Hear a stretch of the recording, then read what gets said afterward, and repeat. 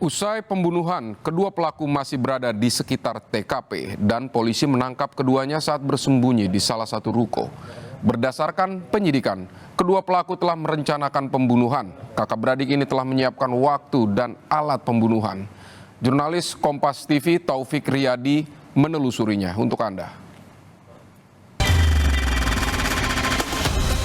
Korban yang perempuan dan laki-laki ternyata ini suami istri. Dan yang pelaku ini sebelumnya bekerja di situ.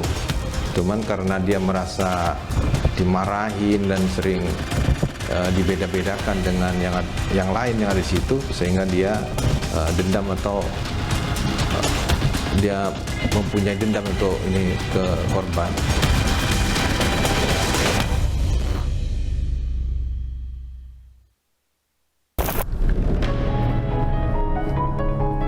Senin 18 Desember dini hari, warga di sekitar ruko kawasan Cipulir, Jakarta Selatan dikejutkan dengan pembunuhan pasangan suami istri yang dilakukan kakak beradik rekan kerja mereka. Warga menemukan kedua korban sudah meninggal di tempat dengan beberapa luka senjata tajam. Dianiaya, pasangan suami istri ditemukan tewas di sebuah ruko kawasan Jakarta Selatan Senin 18 Desember dini hari. Mengaku sakit hati dimarahi hampir setiap hari. Pelaku yang merupakan kakak beradik tega menghabisi nyawa teman kerjanya sendiri. Lalu bagaimanakah pembunuhan bengis ini dapat terjadi? Ikuti penelusuran kami. Kami mendatangi lokasi terjadinya pembunuhan. Lokasi berada di kawasan pertokoan, Kelurahan Cipulir, Kecamatan Kebayoran Lama, Jakarta Selatan. Di tempat terjadinya pembunuhan masih tampak jejak penganiayaan dan telah dipasang garis polisi. Saudara, saat ini saya sudah berada di tempat kejadian perkara pembunuhan pasangan suami istri di ruko kawasan Jakarta Selatan. Tepatnya ruko ini terletak di Kelurahan Cipulir, Kebayoran Lama, Jakarta Selatan. Dan jika Anda lihat, memang kawasan ruko ini berada di kawasan pertokoan atau ruko. Dan di belakang saya ini tepat TKP atau tempat kejadian perkara. Dan dapat Anda lihat sendiri, saudara, ini sudah dipasangi garis polisi. Dan jika Anda lihat ke dalam lagi, di sini memang terlihat ada bercak darah, namun tidak dapat saya tunjukkan secara langsung. Saudara, berdasarkan keterangan dari Ketua RT dan juga polisi, mengatakan bahwa pelaku melancarkan aksi pembunuhannya pada dini hari, sehingga saat itu memang korban masih tertidur, dan dengan bermodalkan pisau, pelaku dengan tega membunuh korban. Ketua RT setempat, Sahroni, baru mengetahui adanya pembunuhan saat dibangunkan oleh warga yang mendapat laporan seseorang berteriak meminta tolong. Senin dini hari itu, Sahroni langsung menuju lokasi dan menemukan kedua korban sudah tergeletak. Mengetahui ada warga yang terluka, Sahroni segera melapor kepada polisi. Pertama kali dibangunin warga itu jam 3:30 itu. Iya, langsung saya ke depan itu sama istri saya itu ke depan. Jadi kejadian emang terjadi dini hari atau gimana, Pak? Ya, sekitar pukul segitu. Jam 3 lah kejadiannya, kata tukang warung itu yang melihat itu. Yang lompat itu, korban yang lompat. Dia lompat Minta tolong dari jendela itu. Terus saat Bapak ke TKP itu kondisi TKP seperti apa, Pak, waktu Bapak itu? Udah sepi, iya. Itu udah ada polisi belum? Belum, pas saya itu. Terus saya minta tolong sama itu, Satpam BCA itu. Pak Jul, Pak siapa itu? Dia yang ingin ke polsek itu. Berarti dari Satpam langsung dilaporkan. Iya. Itu setengah lama polisi kemudian datang. Iya, jam-jam 4:30 lah datang itu polisi. Itu berarti saat di TKP itu korban masih ada di situ atau gimana? Korban yang satu masih ada di situ, geletak dia, masih nahan di sini itu. Udah luka itu. Ketua RT mengaku cukup mengenal korban karena pernah beberapa kali interaksi, namun tidak mengenal para pelaku karena mereka orang baru yang berada di ruko. Menurut Ketua RT, pelaku dan korban merupakan rekan kerja.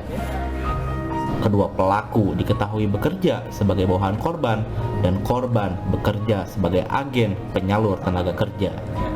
Ya cukup kenal sih, agak iya. Orang sering dia kan saya jualan situ, sering belanja gitu, beli apa itu sama suami istrinya itu, Pak Danu sama Bu Dede itu. Kira-kira seperti apa nih Pak pekerjaannya atau kesehariannya seperti apa Pak? Kalau sehariannya saya kurang tahu, tapi dia orangnya sih gaul itu, baik gitu. Kerjanya di apa Pak, bidang apa yang ruko itu? Ya dia di semacam bendahara dia katanya sih, istrinya itu. Kalau suaminya pengawas di bawah itu.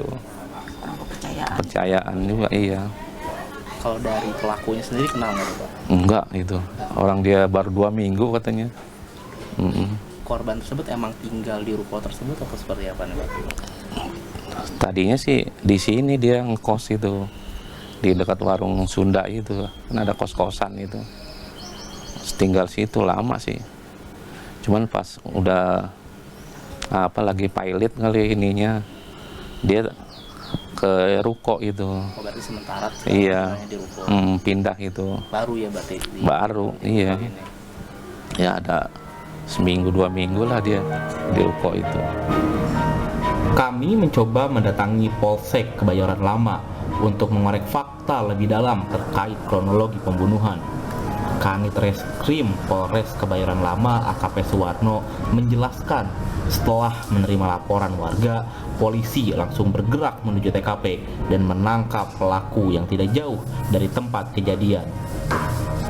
Jadi pertama kali sekitar mungkin pada hari Senin tanggal 18 Desember sekitar jam 3.35an mungkin. Itu datang orang memberitahukan bahwa ada korban di puskesmas. Datanglah langsung anggota ke situ melakukan pengecekan. Ternyata disampaikan bahwa di sana di TKP masih ada korban. Kemudian anggota langsung ke sana ngecek, ternyata ada satu korban di depan ruko itu udah berlumuran darah. Akhirnya itu ditolong dulu korbannya dan diinformasikan juga pelaku masih ada di dalam. Nah, setelah itu langsung si anggota itu masuk ke situ melakukan pencarian. Ternyata ditemukanlah di ruko sebelahnya. Nah, langsung diamankan, ditangkap di situ. Baru dilakukan penyisiran. Setelah dilakukan penyisiran ternyata ditemukan 2 korban meninggal dunia. Perempuan dan laki-laki. Polisi menjelaskan korban merupakan pasangan suami istri dan pelaku bekerja untuk korban belum lama ini. Motif pembunuhan diduga karena pelaku sakit hati dengan perkataan korban. Korban yang perempuan dan laki-laki ternyata ini suami istri. Dan yang pelaku ini sebelumnya bekerja di situ dari tanggal 2 Desember 2023 situ, cuman karena dia merasa dimarahin dan sering dibeda-bedakan dengan yang lain yang ada di situ, sehingga dia dendam atau dia mempunyai dendam untuk ini ke korban. Polisi sudah mengumpulkan beberapa alat bukti dan menemukan unsur perencanaan dari aksi pelaku. Kini, pelaku terancam pasal pembunuhan berencana dengan ancaman pidana hukuman mati. Kemudian di tanggal 17 si pelaku membeli pisau daging, kemudian pada tanggal 18 sekitar jam 3.30 pelaku langsung mendatangi korban yang sedang tidur, langsung leher langsung dibacok lehernya sama pelaku.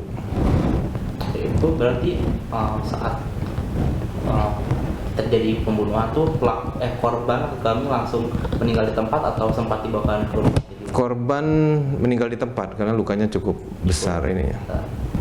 Nah, terus Pak, untuk motifnya tadi kan Bapak bilang sakit hati. Pak, kira-kira bentuk sakit hati ini seperti apa nih Pak yang diberikan korban kepada pelaku ini?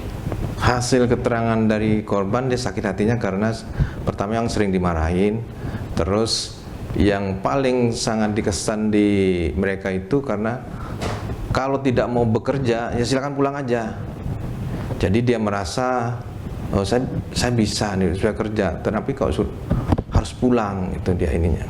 Berarti bentuk sakit hatinya hanya ucapan secara verbal saja? Ucapan hanya verbal ya. Tidak, jadi nggak ada pengakuan pernah secara fisik atau apa? Tidak ada, Pak? Oh tidak ada, kalau secara fisik tidak ada, hanya verbal aja. Untuk pelaku kami ancam dengan pasal 340 KUHP, disubsidiarkan dengan pasal 338 KUHP. Karena ada jeda waktu dari pembelian pisau sampai melakukan pembunuhan itu bisa dikategorikan suatu perencanaan. Rasa sakit hati yang dialami menjadi pembenaran pelaku melakukan aksi. Pelaku merencanakan pembunuhan dengan menyiapkan waktu dan barang bukti.